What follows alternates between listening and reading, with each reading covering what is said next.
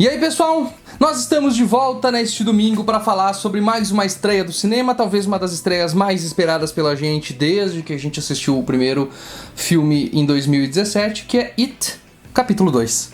Um filme de terror que foi um sucesso absurdo de bilheterias quando estreou, por conta daquela primeira versão de 1990, por conta do hype que esse livro ganhou ao longo dos anos e de como o Pennywise era completamente assustador, sempre foi muito assustador. Uma marcou figura muito icônica. E agora a gente tá aqui pra falar desse encerramento dirigido novamente pelo Andy Muschietti. Antes da gente começar, como sempre, não esquece de deixar um like no vídeo, comentar aqui embaixo o que você achou desse final de biologia, desse final de história, o que você espera desse universo daqui pra frente, que a gente teve informações de que poderá ser estendido para mais filmes, mais histórias. E se inscreve no canal para acompanhar nossas reviews de séries, de filmes e de games ao longo de toda a semana. E segue a gente nas redes sociais, nos nossos perfis pessoais e também no perfil do canal para acompanhar novidades. Dizer que eu fiquei meio dividido com esse filme, eu achei que ia ser pior, eu achei que ia me decepcionar mais, e no final teve alguns bons momentos, alguns momentos que eu fiquei bem surpreso, e alguns outros momentos em que eu fiquei bem, what the fuck, o que eles estão fazendo, qual foi a ideia deles nesse filme, e me decepcionou bastante. Porque a gente cometeu um erro muito gravíssimo. Sim. Que foi ler o livro, ou na verdade a gente tá ouvindo o audiobook do livro pra se preparar pra essa estreia. E esse foi o pior erro que a gente podia ter cometido. Porque a gente não foi, tipo, incólume pra assistir o filme. Eu tinha lido It há muitos anos atrás, então eu me lembrava vagamente de tudo que acontecia. E agora, ouvindo de novo e me lembrando das coisas de novo e passando por essas experiências junto com esses personagens, a gente entende por que, demorou tanto tempo pra esse livro ser readaptado. Sim. 2, por que essa é uma obra inadaptável e talvez não devesse ser feito de novo depois desses filmes do Andy Muschietti. Porque eu acho que ele conseguiu englobar muito bem o total, o macro.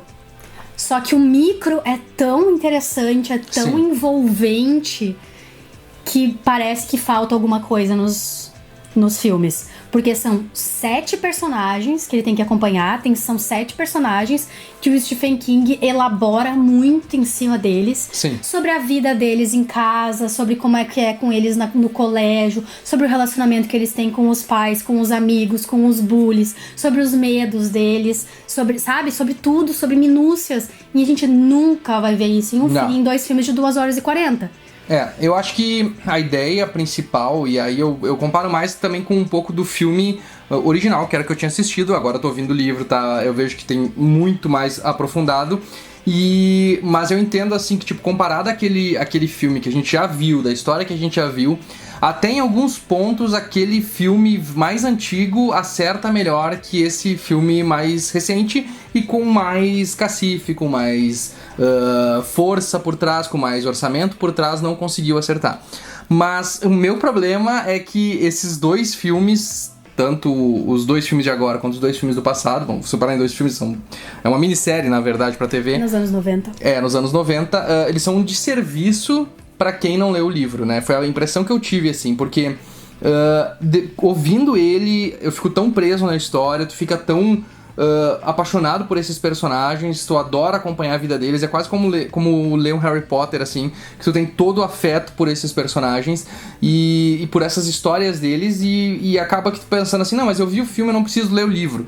E aí tu deixa de ler o livro, que é uma história muito mais maravilhosa, muito mais incrível, muito mais rica, porque tu viu os filmes e tu já sabe como acaba, sendo que na verdade a moral toda é a grande jornada que tu passa acompanhando essas 1000 e poucas páginas que o livro tem.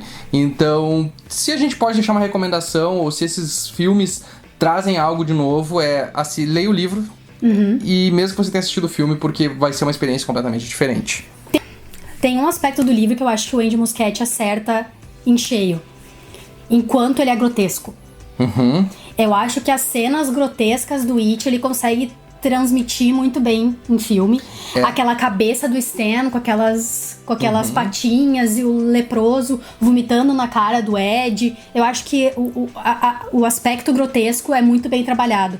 Eu acho que o aspecto do relacionamento entre esses personagens, que é tão importante quanto o Witch e as partes grotescas, ele meio que não tem tempo pra se desenvolver. Essa é a questão. Ele não tem tempo pra se desenvolver, porque ele não tem 5 filmes. Ele tem 2 filmes. E essa é uma coisa que é interessante, porque normalmente quando tu vê um filme de grande orçamento e de grande visibilidade do público, sucesso do público, tu não vê ele ser tão corajoso a ponto de matar criancinhas no filme dele. Inclusive, teve uma cena que foi cortada do Pennywise comendo um bebê, que eu acho que seria perfeita, casaria perfeitamente com o filme, porque as coisas que acontecem no livro ainda são muito mais impactantes e grotescas do que essa. Mas eu acho que eles conseguiram transmitir bem essa vibe de terror, assim, esse medo todo. O que acontece eu vi muita gente reclamando que o filme tá meio arrastado nessa segunda parte. Eu não achei ele tão arrastado, eu só achei ele meio repetitivo em algumas coisas, mas que são os flashbacks que os personagens têm das coisas que eles passaram lá, das coisas que eles viveram e de como eles estão vendo agora pelos sustos que eles passam como adultos também.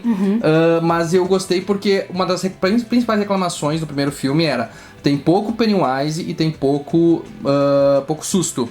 E esse filme trouxe um pouco mais de terror, um pouco mais de susto e um pouco mais de Pennywise pra história, mais presente inclusive do que nos livros ele aparece.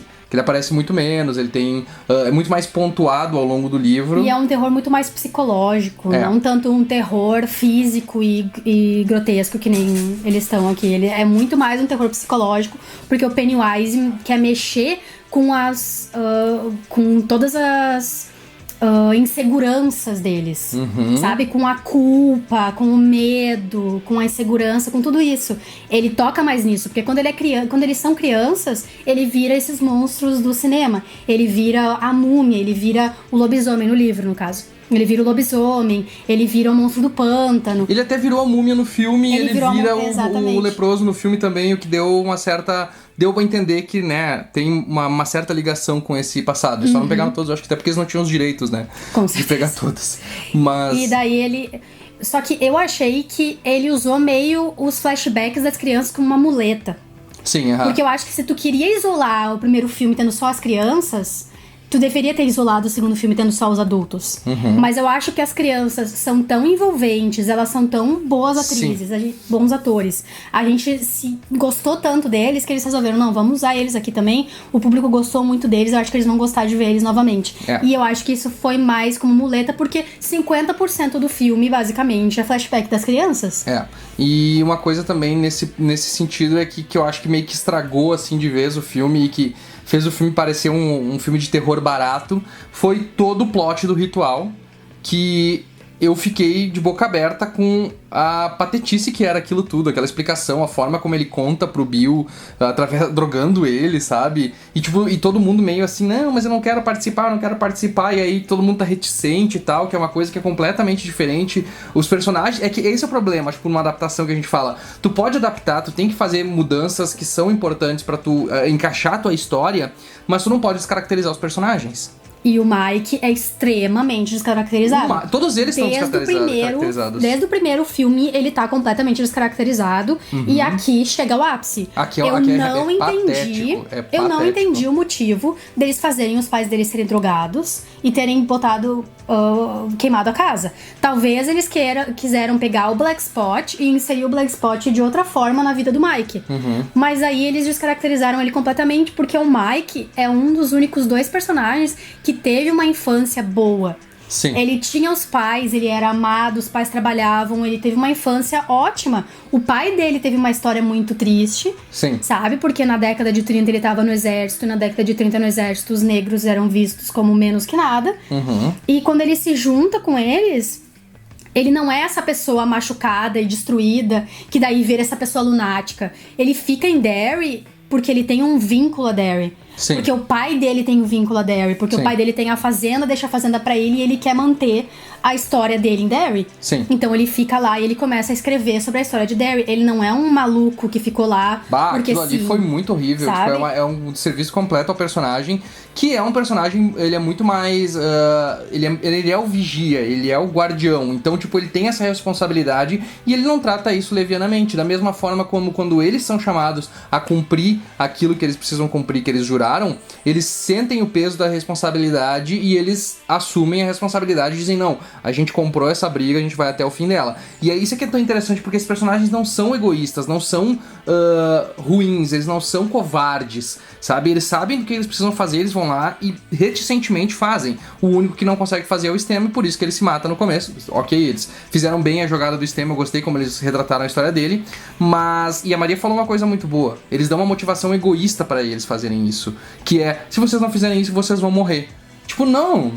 Eles fazem isso porque eles sabem que eles têm que parar o It e que só eles podem parar o It. Então, descaracterizou demais esses personagens. Tu pode adaptar, tu pode fazer isso, tu pode fazer mudanças que vão ser mais fáceis de tu explicar pro teu público. Mas aí tu perde, no caso do filme, perde tanto tempo com tanta besteira que eles poderiam resolver 5 minutos sentados conversando.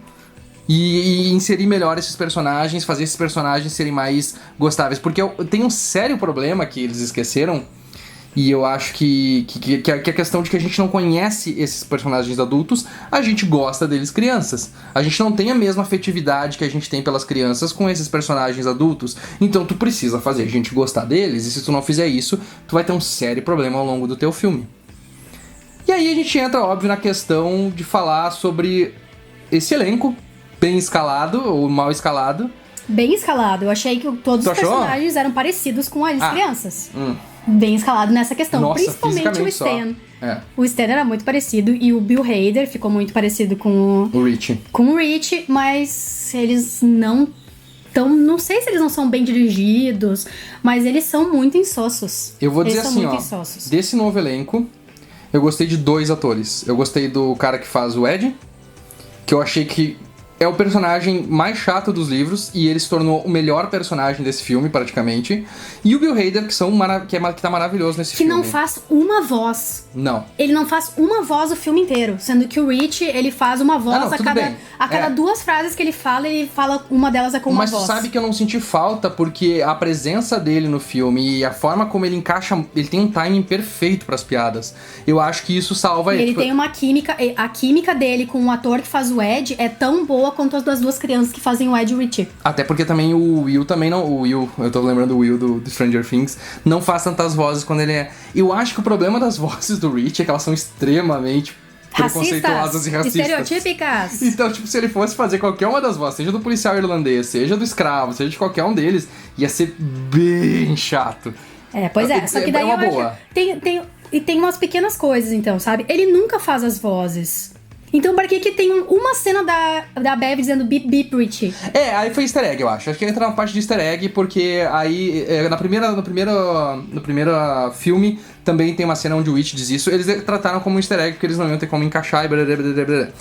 É pra gente entender que depois daquele pacto que eles fizeram, eles ainda tiveram um verão pra se conhecer, ficar amigos, e até eles se separarem de vez. Que eu achei que não, que na verdade eles tinham se separado naquele momento, mas aparentemente não. Eles ficaram mais um tempo juntos, então talvez se desenvolveu alguma coisa ali e teve a história do Bip Bip, né? Mas... Pois é. Que é um easter egg do livro. Vamos falar sobre a gritante discrepância da cena do flashback do Ben, que é ele na escola durante o verão, sendo que ele não tem nada que tá na escola Não fez durante o sentido verão. aquilo ali, E a Bev lá com ele, eles trancando no armário, porque pelo que eles dão a entender, os flashbacks que a gente tá vendo são entre a briga do Bill e o Rich, que já tinha acabado as aulas, até o It pegar a Beverly. Sim. É nesse período de tempo. E o filme começa com ele saindo pras férias de verão. Foi então confuso, ele não teria nada que tá na escola. Quem teria que estar na escola é quem? O Henry Bowers, porque o motivo pelo qual o Henry Bowers quer pegar o Ben é porque o Ben não deixou ele colar na prova e fez ele ficar pra trás e fazer aula de verão. Mas eles não o que eles introduziram não isso no dão. primeiro capítulo. Eles não dão essa... Ele só quer ir atrás do Ben porque o Ben é gordo.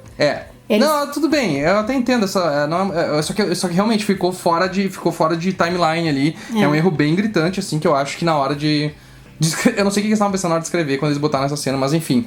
É por isso, sabe? São essas pequenas coisas. É tipo, eles inserem coisas desnecessárias pra tirar coisas necessárias.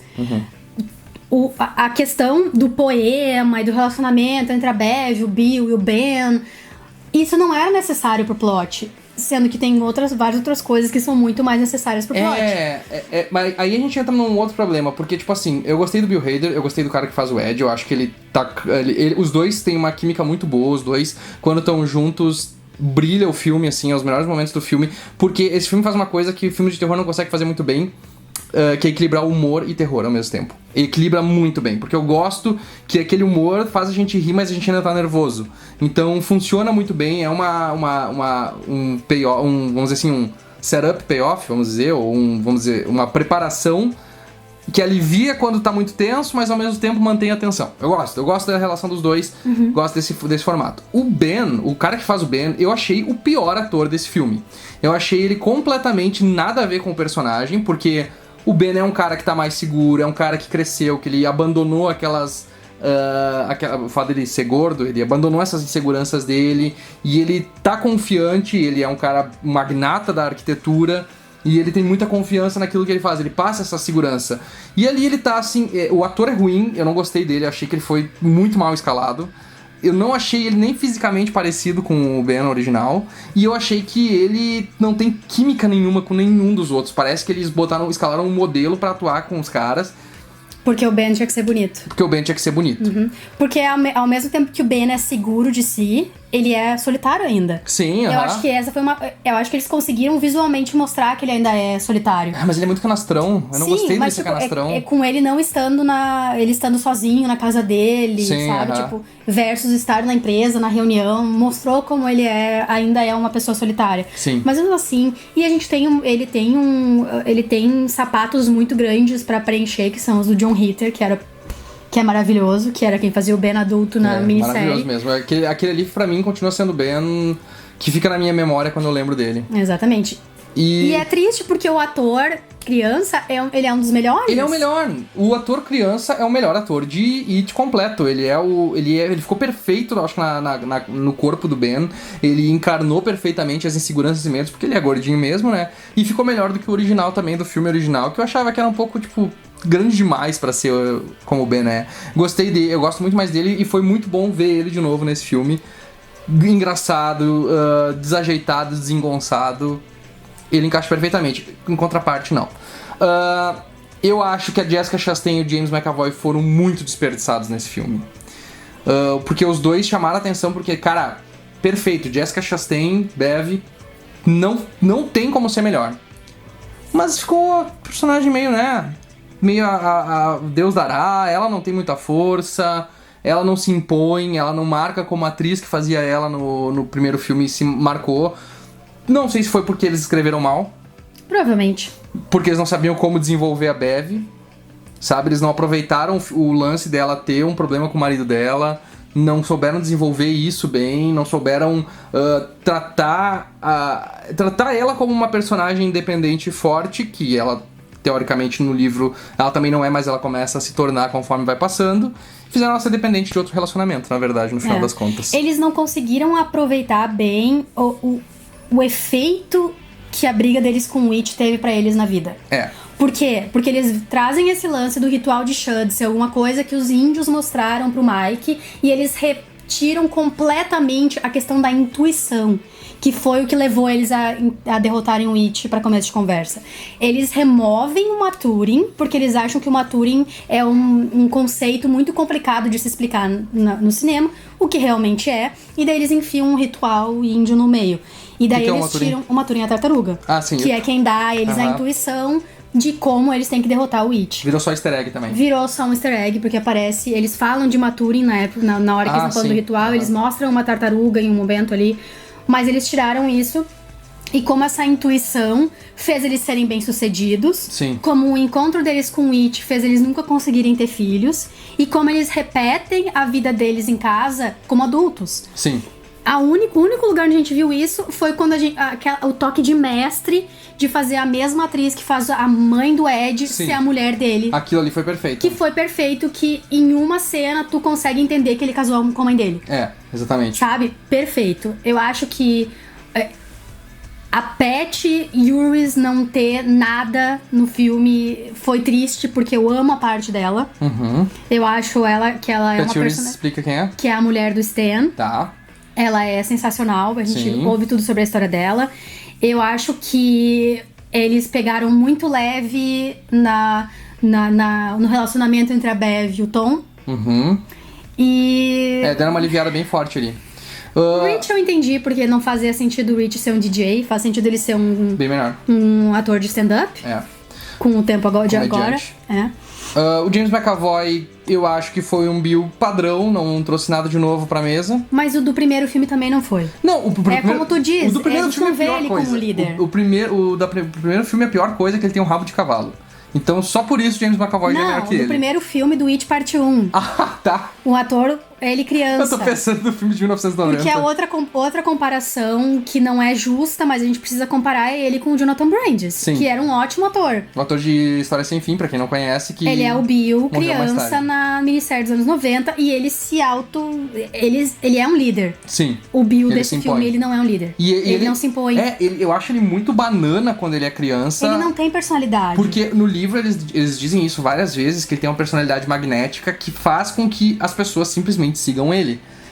Ele tem um dom de contar a história também. E o James McAvoy tem isso. E eu achei que talvez, quando eles estavam reticentes no começo, ia ser ele se impondo e mostrando pra eles, dizendo, não, a gente vai ficar porque eu quero... Porque o motivo que... Porque a gente tem que ficar... A motivação dele é, ele matou o George e eu vou matar ele. E ele continua com essa motivação 27 anos depois.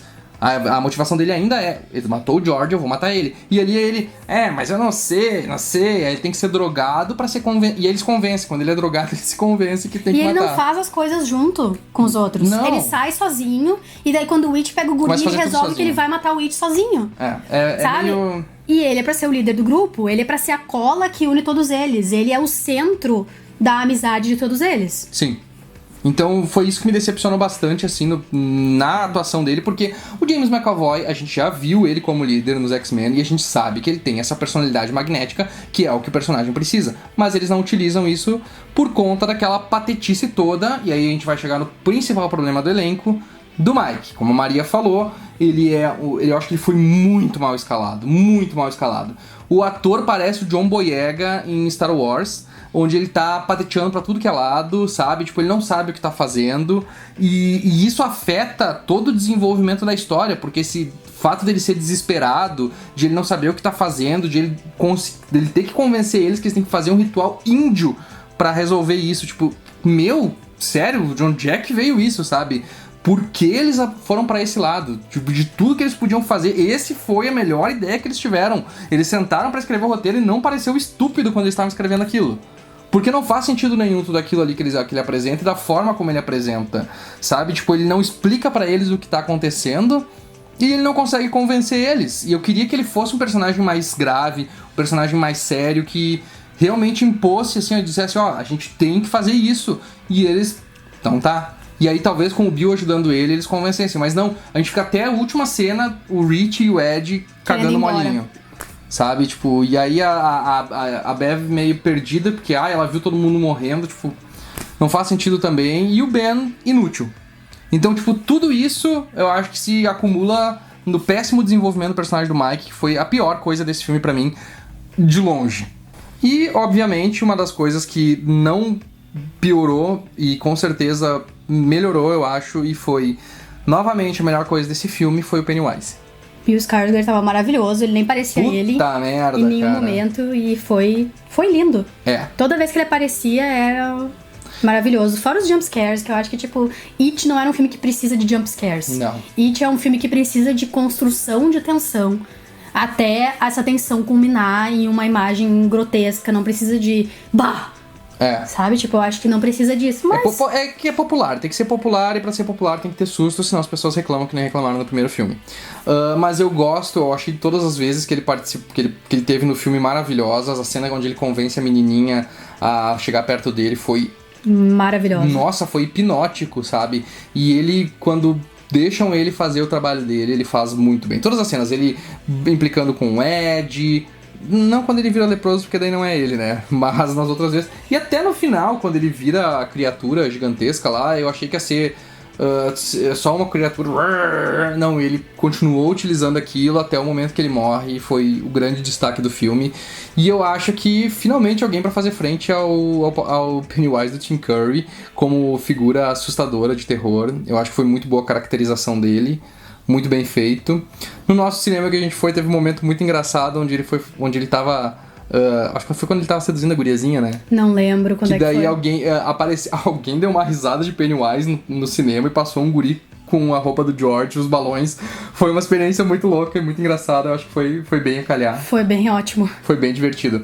E eles souberam utilizar muito bem. E eu acho que, obviamente, por conta de todas as reclamações que ele não apareceu tanto no outro filme, eles decidiram dar um pouco mais de espaço pra ele nesse filme e deixar ele aparecer mais e satisfazer a galera. O que eu acho que vai ser bom pro público, é o que eu acho que eu entendo por que as pessoas não gostaram tanto, porque a forma como ele foi colocado no filme, basicamente só jumpscare, é que incomodou bastante. E vamos falar de outra coisa que foi tanto uma das melhores partes como uma das piores partes do filme, que foi o Henry Bowers.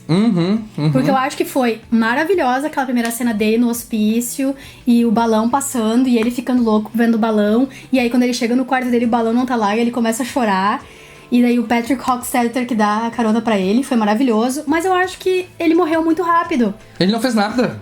Porque... Construíram toda a ideia de que ele ia voltar pra atormentar eles, e foi isso. E é o que ele faz no livro. No livro, além do It... e ele mesmo lá e mexer com a cabeça deles, ele coloca esses elementos humanos na história. Sim. E um desses elementos humanos é o Henry Bowers, da mesma forma que o Sr. Gaunt usa o Ace Marion em Needful Things. Sim.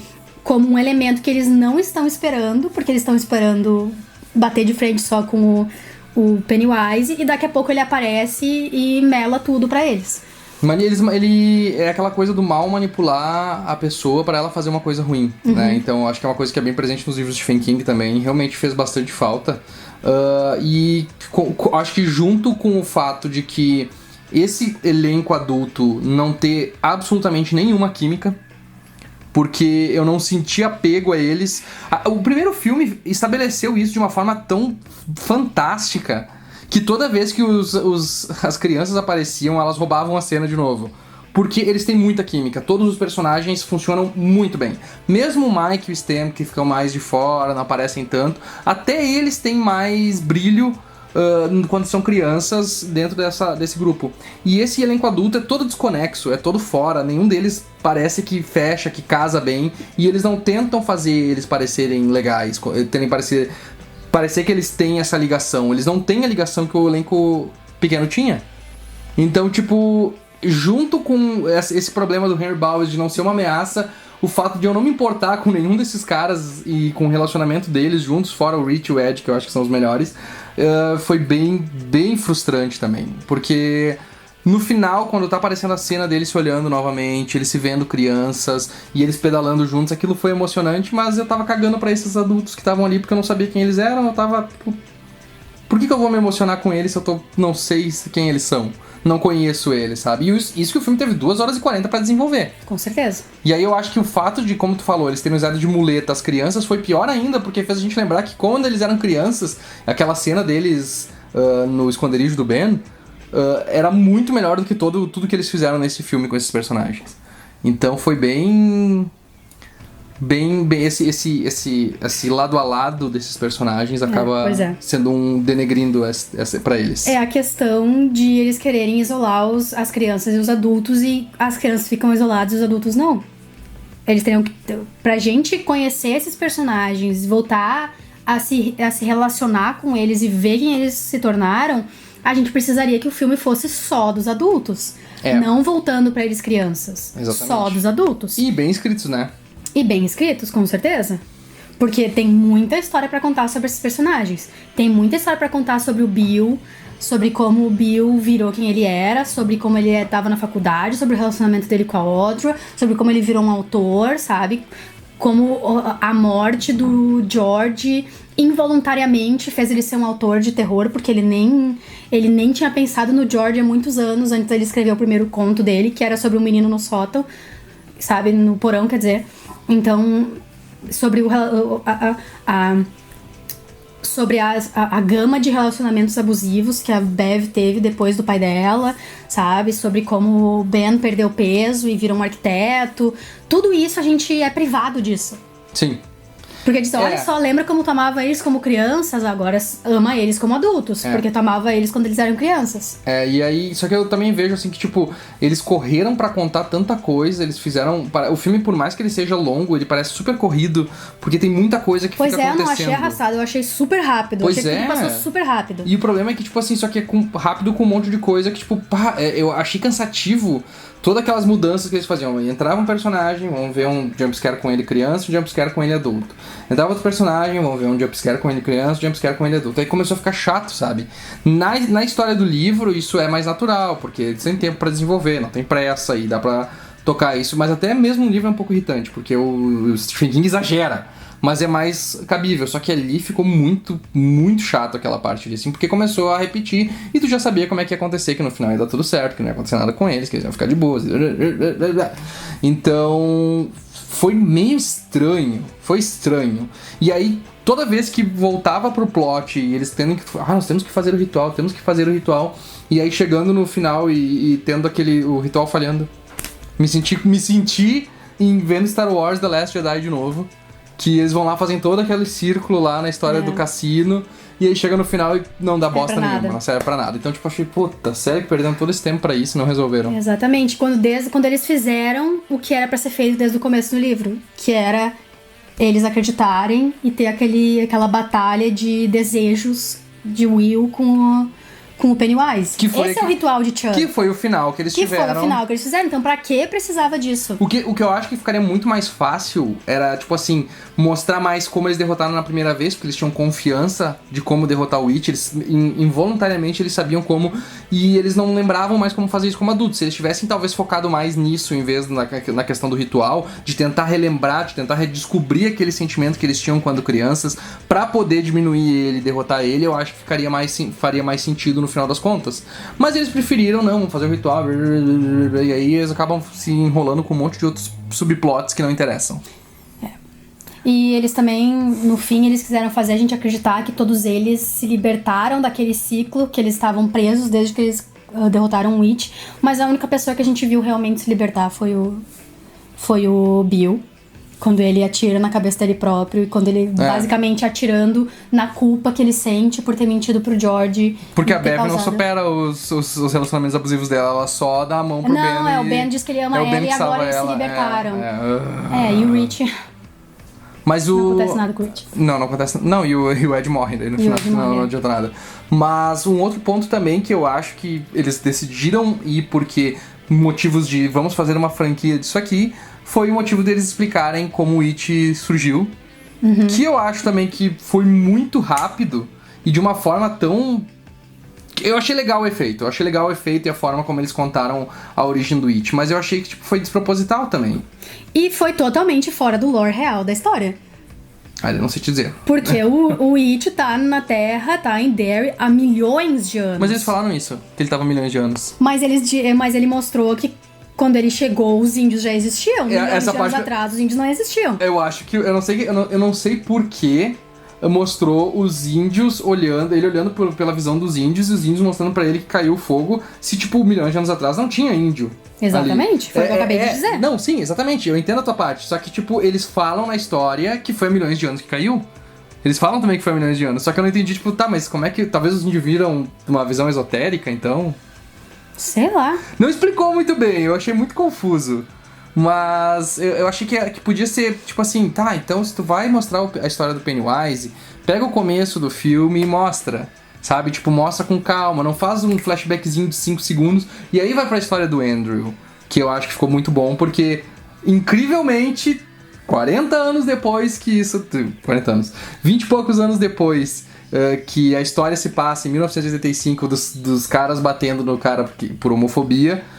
não é tão distante da nossa realidade ainda. Então a cena ficou perfeita ali. Eu acho que foi muito bem feita. Bem boa mesmo. Ficou bem colocada e... Foi uma mudança que eles fizeram no livro, do que aconteceu no livro, que fez sentido. Porque não faria sentido pro filme acontecer ele ganhar o chapéu em um momento e ser agredido em outro. Fez sentido ele ganhar o chapéu e ser agredido logo depois e ser jogado no rio logo depois. Então, esse tipo de mudança é compreensiva pro meio, enquanto outras não fazem sentido. Tu não descaracterizou a história, tu não descaracterizou os personagens, sabe? Tu manteve... Tu só fez uma aglutinação que faz sentido pra tua mídia. Exatamente. Só que essas outras mudanças é que são o grande problema. Eu acho que aquilo que realmente nos incomodou nesse filme, e mesmo assim, se você não leu, assim, e quem não leu, eu acho que vai ter a mesma impressão, parece que tem muita coisa acelerada demais, muita coisa que parece que passa voando e eles não param pra explicar melhor ou não param pra fazer as pessoas entenderem um pouco mais. Eu acho que ficou bem chato. E tem alguns easter eggs interessantes que eu gostaria de comentar. Easter eggs. O primeiro que a gente notou, que é quando o Stephen King aparece, eu acho que o cameo do Stephen King aqui foi melhor do que todos os cameos do Stan Lee, porque ele faz alguma coisa no cameo dele, ele serve pra alguma coisa na história. E é o que ele melhor atua. É o que melhor atua, é incrível. Passar do tempo, o Stephen King tá ficando um ator melhor. E tem uma coisa muito engraçada, porque ele tava tomando chimarrão. Ele tá tomando mate, na verdade, eu acho, não é chimarrão. É um mate, provavelmente. E o mate, eu achei estranho, depois eu fui ver, ele tava com uma cuia do River Plate ainda. E aí a gente foi atrás e descobriu que o Andy Muschietti é argentino, provavelmente torcedor do River, e conseguiu colocar. E é por isso também, nós temos no começo a Pat e o Uris dizendo que eles vão pra Buenos Aires. Verdade. Tem isso também. Nós temos várias aparições do Maturin também. Eu não sei por que parecia pra ela tão incrível, já que é tão barato pra um americano viajar pra Buenos Aires hoje em dia. Não faz tanto sentido. E eles têm bastante dinheiro ainda, né? Nós temos o Stan fazendo um quebra-cabeças de passarinho quando ele aparece. Que no livro, o Stan, a primeira vez que ele vê o Witch, ele tá olhando passarinhos, ele faz isso. E ele utiliza os passarinhos pra afastar o Witch. E ele utiliza os passarinhos pra afastar o Witch. Tem o B.B. Preach, que também é um easter egg do livro, porque nunca é definido isso no filme. É só usado assim. De qualquer forma. Eu acho também que é legal a gente falar da tartaruga, que a tartaruga tá de novo aparecendo. Pra quem não sabe, a tartaruga, dentro do universo da Torre Negra, do qual o Witch faz parte, ela é um dos pilares que sustenta a nossa realidade. Que sustenta a todas as realidades da Torre Negra. E no caso desse é a tartaruga, estão no pilar da tartaruga, aparentemente, de alguma forma. E ela é um ponto, como a Maria falou, que faz muito sentido com a relação da intuição deles. Ele serve como a voz da tartaruga fala com eles, e eles têm esses insights pra eles. Por isso que todos eles são ricos. E eu achei interessante também o fato de que todos os finais dos livros do Bill são ruins, porque é como se fosse uma maldição. A maldição fosse isso pra ele. Porque, tipo assim, ele tem a parte boa, que ele tá fazendo sucesso, mas ninguém gosta dos finais dos livros dele. E eu acho que é mais uma grande crítica a todo mundo reclamando de como termina a parte infantil do It, que é extremamente controversa. Todo mundo pensa, que diabos que ele tava pensando quando ele pensou nisso. E o final do filme em geral também, que no original é basicamente eles enfrentando um crustáceo gigante, né? No filme original, né? Aqui eles tentaram dar uma melhorada no final, assim, deram uma demão de tinta, assim, melhorou um pouquinho. Mas... E as críticas também ao Stephen King, né? Direto, praticamente todos os livros dele, o pessoal reclama muito, não gosta muito do final das histórias.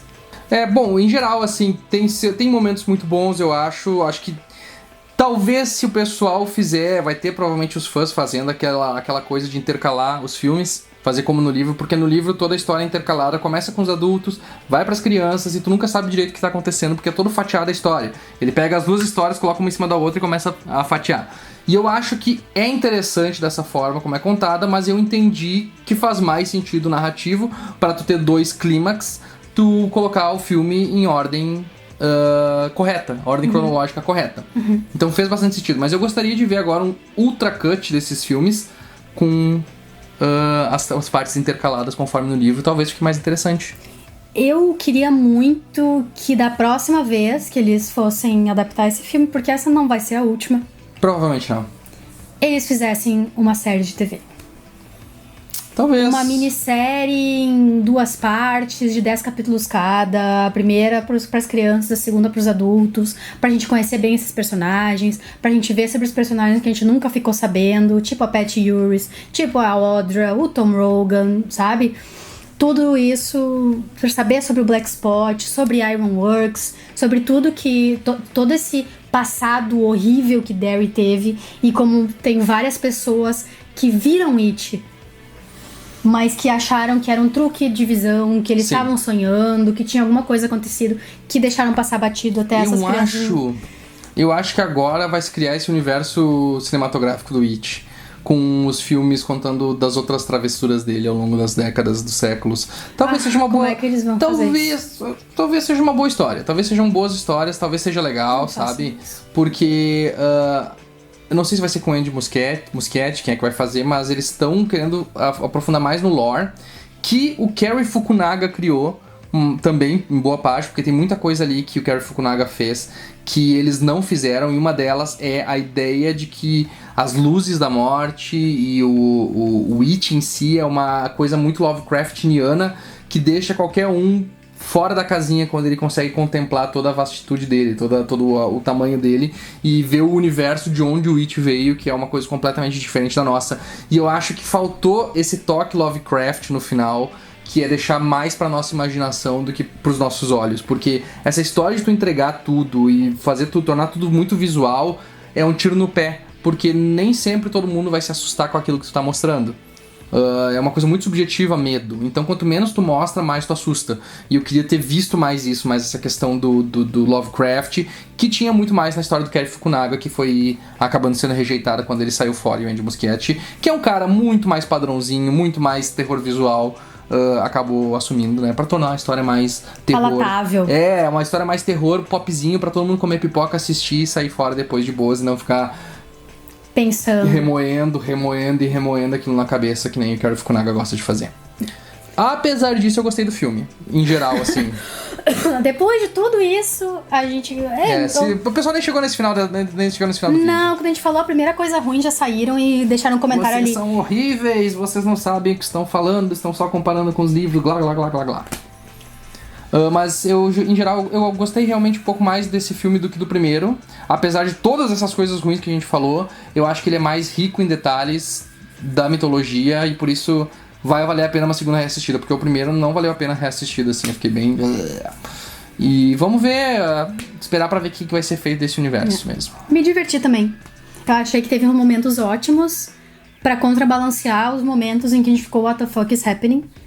Eu acho que teve personagens bons pra contrabalancear os personagens que foram descaracterizados. Eu acho que o Bill Skarsgård estava maravilhoso nesse filme. E vale a pena assistir no cinema. Exatamente. Então tá, pessoal, essas são as nossas opiniões sobre It, capítulo 2. Deixa aqui nos comentários o que você pensou sobre esse filme, quais são suas teorias pro novo universo de It. Se ele existir. Se ele existir. Deixa um like no vídeo se você gostou dele, compartilha nas suas redes sociais para mais pessoas virem conversar com a gente. Se inscreve no canal, ativa as notificações, que daí você recebe esse vídeo em primeira mão. Os primeiros dias que a gente posta o vídeo normalmente são os dias que a gente mais conversa com vocês nos comentários, então você pode receber em primeira mão e vir conversar com a gente novamente. E obviamente não se esquece de dar uma passadinha nas nossas redes sociais, tanto do canal quanto as nossas pessoais, onde a gente posta diversas coisas relacionadas a filmes e cultura, etc. E por fim, não se esquece de passar no nosso Apoia-se, dar uma olhadinha se você quer apoiar o canal a partir de R$1 por mês, pra gente trazer vídeos como esse toda semana.